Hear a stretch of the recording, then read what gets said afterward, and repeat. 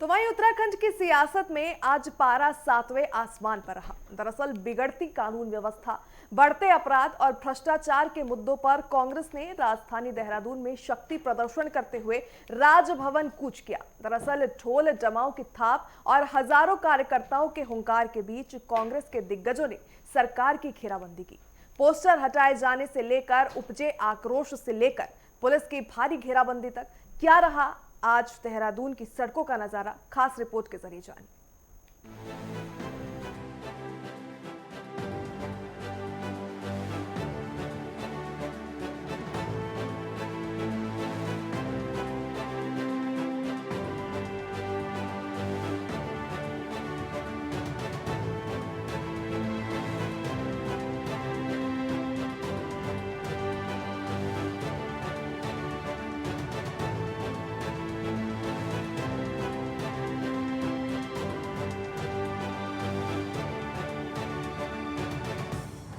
देवभूमि की शांत वादियों में आज सियासी शोर चरम पर था। मुद्दा था प्रदेश में बढ़ती आपराधिक घटनाएं और कथित तौर पर चौपट होती कानून व्यवस्थाएं। देहरादून का परेड ग्राउंड सोमवार को कांग्रेस कार्यकर्ताओं के जन सैलाब से पट गया है। हाथ में पार्टी के झंडे और जुबां पर सरकार विरोधी नारे लिए हजारों कार्यकर्ता राजभवन की ओर बढ़े तो प्रशासन के हाथ पांव फूल गए। कार्यक्रम से पहले कांग्रेस के पोस्टरों को नगर निगम द्वारा हटाए जाने ने आग में घी का काम किया, जिससे कार्यकर्ताओं का गुस्सा 7वें आसमान पर पहुंच गया। सरकार के चाहे केंद्र हो या राज्य सरकार हो, ये उनके कुकृतियों के खिलाफ कांग्रेस जनों का बल्कि उत्तराखंड के जनमानस की तरफ से राजभवन पर हल्ला बोल है। और क्योंकि ये सरकारें, विशेष तौर पर उत्तराखंड की सरकार, आज आकंठ भ्रष्टाचार से डूबी हुई है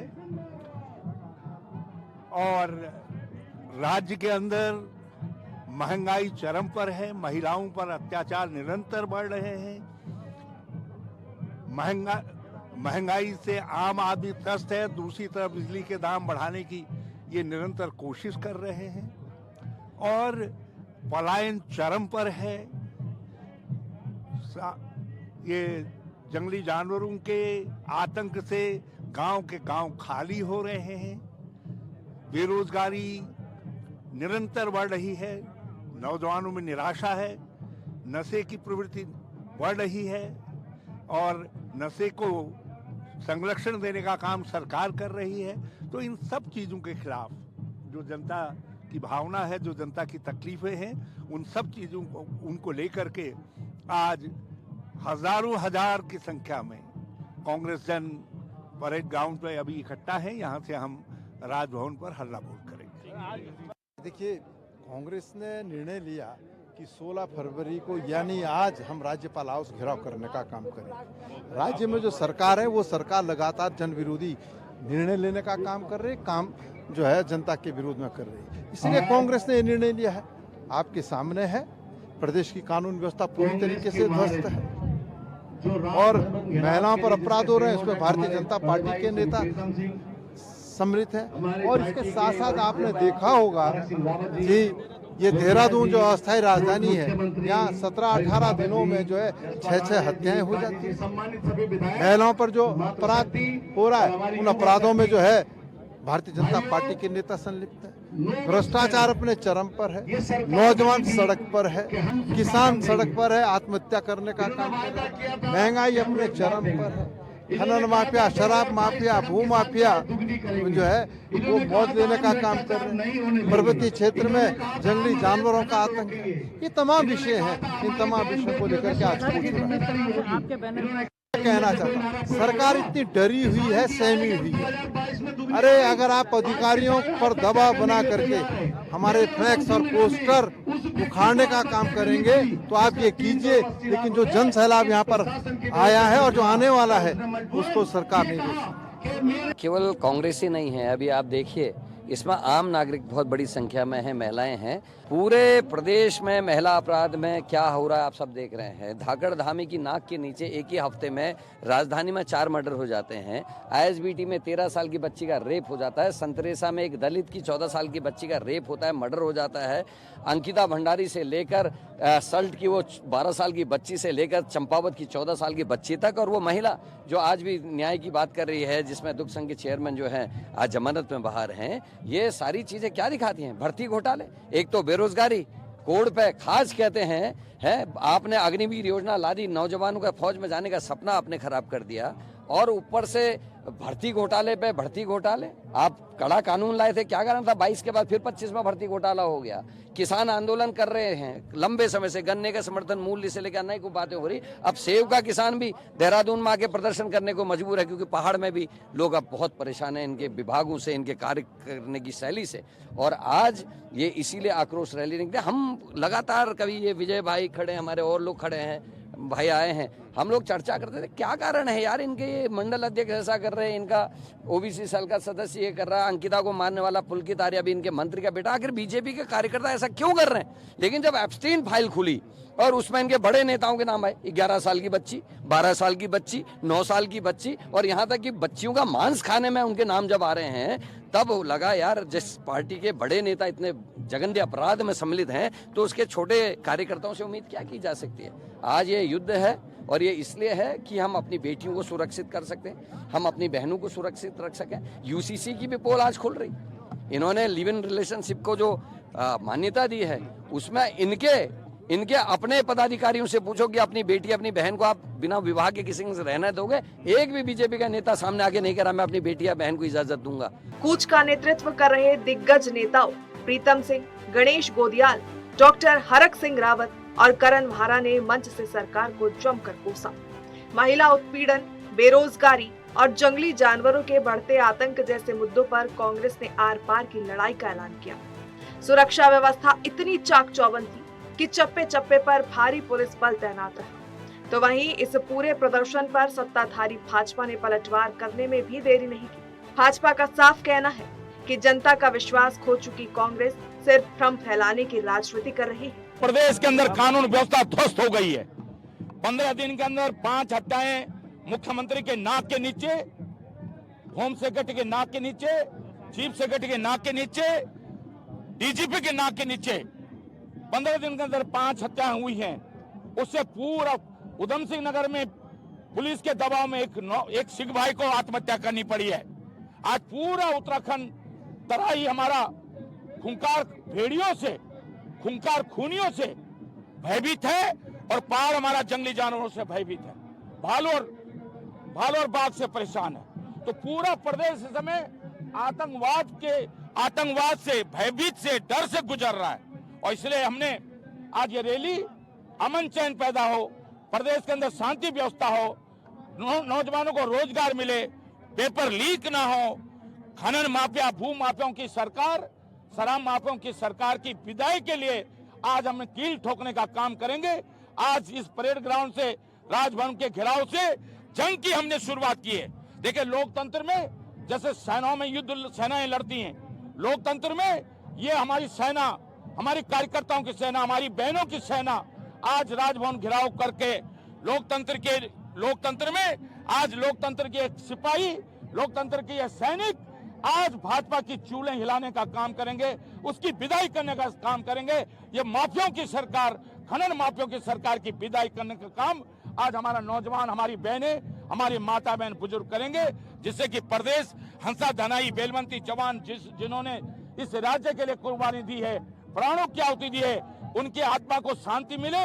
ये गंगोत्री यमुनोत्री की धरती, बद्री केदार की धरती, जगेश्वर की धरती, हेमकुंड साहिब की धरती, कलर शरीफ की दरगाह की ये धरती से भाजपा की विदाई होगी। पूरे देश के अंदर संदेश जाएगा कि उत्तराखंड की देवभूमि ने भाजपा जैसी राक्षसों की, रावण की प्रवृत्ति, राक्षसों की प्रवृत्ति की सरकार को। देखिए, कांग्रेस मुझे लगता है कि अगर प्रदर्शन कर रहे हैं तो उनकी एक बात है, लेकिन उनको जनता तक अपनी बात को ले जाना चाहिए। जनता को ये समझना, भरोसा होना चाहिए कि जो वो कह रहे हैं वो सच कह रहे हैं। सबसे बड़ी बात है कि आज कांग्रेस कुछ भी कहे, कोई भी प्रदर्शन करे, जनता को उनकी बातों पर कतई भी कोई विश्वास नहीं है और ये विश्वास तोड़ने का काम कांग्रेस ने स्वयं किया है। तो अब वो कैसे जनता का विश्वास जीतते हैं ये उनके ऊपर है, क्योंकि वो लगातार वो देख रहे हैं हम कि किस प्रकार से झूठे और बेबुनियादी आरोप वो हमारे नेताओं पे लगाते हैं, हमारे लिए कहते हैं। लेकिन जो कंस्ट्रक्टिव बात है, जो प्रदेश के लिए बात है, प्रदेश की हित की बात है, उसमें भी वो सरकार के साथ खड़े नहीं होते हैं और वो भी जनता को दिखता है। देहरादून की सड़कों पर आज हुआ ये शक्ति प्रदर्शन सिर्फ एक रैली भर नहीं, बल्कि आने वाले चुनावी रण की एक बड़ी सुगबुगाहट भी है। अब देखना ये होगा कि कांग्रेस की इस हुंकार का जवाब जनता और सरकार किस तरह से देती है। Bureau report, network 10।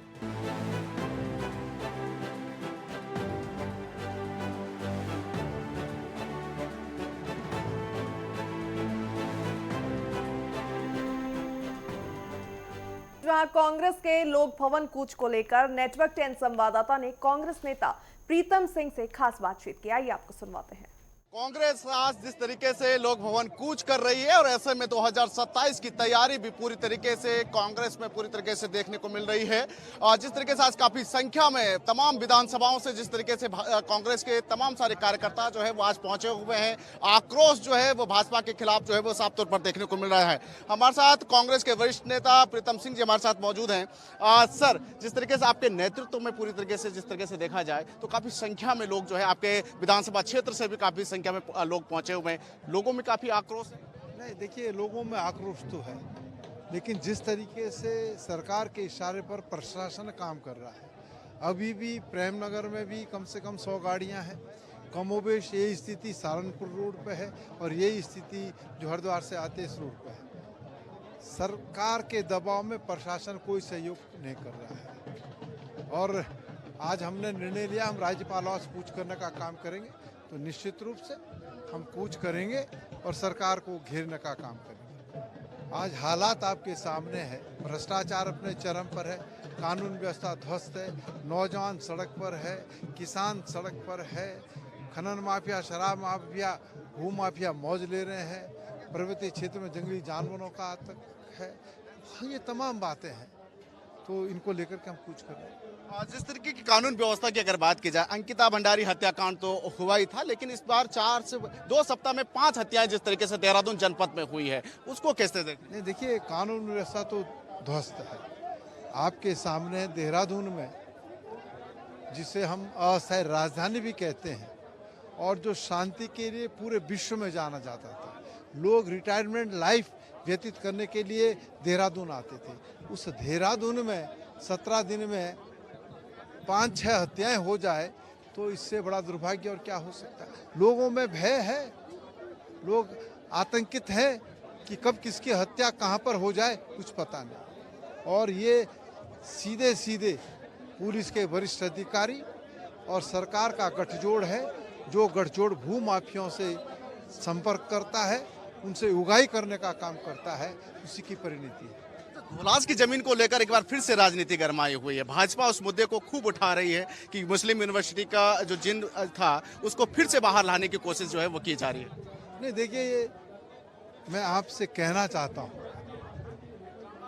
पूरे देश के अंदर सरकारें शैक्षणिक संस्थानों को और अन्य लोगों को जो है भूमि देने का काम करते हैं। उसी परिप्रेक्ष्य में यहाँ भी दी गई और उद्योग स्थापित करते हैं, उसके लिए हम भूमि देने का काम करते हैं। लेकिन जिस तरीके से सरकार इसका राजनीतिकरण करने का काम कर रही है, तो मैं धामी जी से एक प्रश्न पूछना चाहता हूं कि बताइए, 2004 में जो जमीन शैक्षणिक संस्थान के लिए आवंटित की गई थी, उसमें कहीं पे ये लिखा है कि ये भूमि जो है क्या नाम है विश्वविद्यालय के लिए, या कांग्रेस के किसी नेता ने इस प्रकार का कोई बयान दिया?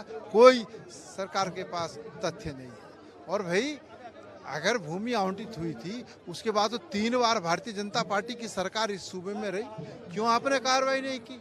आपको कार्रवाई की याद कब आती है? जब जो है क्या नाम है चुनाव होता है। तो ये स्थिति है, लेकिन लोग भाजपा के चाल चरित्र चेहरे को पहचान चुके हैं और वो निश्चित रूप से समय आने पर भाजपा को सबक सिखाने का। 27 को लेकर क्या रणनीति कांग्रेस की रहेगी? क्या इसी तरीके से मुखर होकर जो है जनता के बीच जाएगी? नहीं, देखिए आज शुरुआत है और हम अब 27 तक सड़कों पर संघर्ष करने का काम करेंगे। बहुत बहुत धन्यवाद हमारे साथ। तो ये थे कांग्रेस के पूर्व प्रदेश अध्यक्ष प्रीतम सिंह, जिन्होंने कहा कि इसी तरीके से जो है कांग्रेस 2027 के विधानसभा चुनाव तक जो है सड़कों पर संघर्ष करती रहेगी और सरकार की जो जन विरोधी नीति है उनको लेकर जो है लगातार विरोध करती हुई रहेगी। अपने सहयोगी नरेंद्र पिमोली के साथ मैं उपेंद्र सिंह राणा, नेटवर्क 10 देहरादून। आगे बढ़ेंगे जहां कांग्रेस के लोक भवन कूच को लेकर नेटवर्क 10 संवाददाता ने कांग्रेस प्रदेश अध्यक्ष गणेश गोदियाल से खास बातचीत की है। राजभवन कूच यानी कि लोक भवन कूच का आह्वान जिस तरीके से किया है कांग्रेस के प्रदेश अध्यक्ष गणेश गोदियाल जी हमारे साथ मौजूद हैं। सर, जिस तरीके से जो राजभवन कूच जिस तरीके से कांग्रेस की ओर से काफी दिनों से जिस तरीके से जो तैयारी की जा रही थी उसका एक्शन पूरी तरीके से परेड ग्राउंड में देखने को भी मिल रहा है। काफी संख्या में लोग पहुंचे हुए हैं, कांग्रेस के तमाम सारे कार्यकर्ता यहाँ पर पहुंचे हुए हैं। क्या कहेंगे आज? बहुत ही प्रदेश की स्थिति भयावह है। जिस व्यक्ति को जो काम सौंपा गया वो सब उन कामों को छोड़कर, सत्ता में जो लोग हैं उन कामों को छोड़कर अपने हितों की साधना करने में लगे हुए हैं। भय और भ्रष्टाचार का वातावरण है, व्यभिचार का वातावरण है, अत्याचार सरकार कर रही है।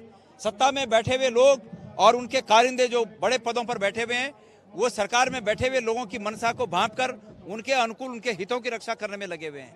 आम आदमी का कोई देखने वाला नहीं है, आम आदमी की कोई सुनने वाला नहीं।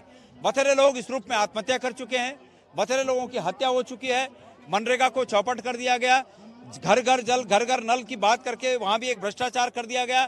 कोई विभाग भ्रष्टाचार से अछूता नहीं है। नौकरियों को बेचने का कारोबार घर में बैठकर मंत्रियों के घर के रिश्तेदार कर रहे हैं। तो ऐसे में हमारे पास जनता के बीच जाने के अलावा कोई चारा नहीं है।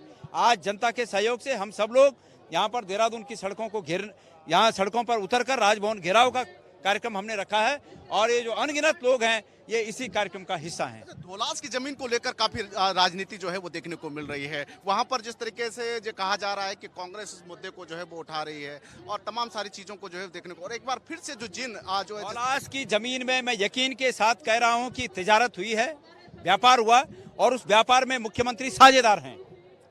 ये कैसे हुआ कि मुख्यमंत्री के कार्यकाल के दौरान वो जमीनें बिकी? कोई परिंदा पर नहीं हिला सकता मुख्यमंत्री के इच्छा के बिना। कल रात को हमारे बैनर लगे और आज सुबह बैनर सब हटा दिए गए मुख्यमंत्री के आदेश पर। तो क्या 20 एकड़ की जमीन प्लॉटिंग होके बिक जाएगी? वो जमीन मुख्यमंत्री की तिजारत का हिस्सा है, मुख्यमंत्री की तिजारत है उसमें, मुख्यमंत्री की पार्टनरशिप है उसमें, मुख्यमंत्री उसके साझेदार हैं, मुख्यमंत्री उसके मतलब उनको उसका वो प्रॉफिट होल्डर हैं। ये बिना उनकी मर्जी के हुआ ही नहीं है। और काला कपड़ा करो और दूसरे पर पहना दो। मैं मुख्यमंत्री को चुनौती देता हूं कि मुख्यमंत्री मीडिया के सामने आए और इस पर मेरे साथ बहस करें। धन्यवाद। ये थे कांग्रेस के प्रदेश अध्यक्ष गणेश गोदियाल, जिन्होंने कहा कि आज जिस तरीके से लोगों में गुस्सा है, आक्रोश है और तमाम जो लोग हैं उनमें काफी आक्रोश जो है, जिसको चलते जो है आज लोक भवन कूच के दौरान जो है काफी संख्या में कांग्रेसी जो है वो यहाँ पर पहुंचे हुए हैं। अपने सहयोगी नरेंद्र पिमोली के साथ मैं उपेंद्र सिंह राणा, नेटवर्क 10 देहरादून।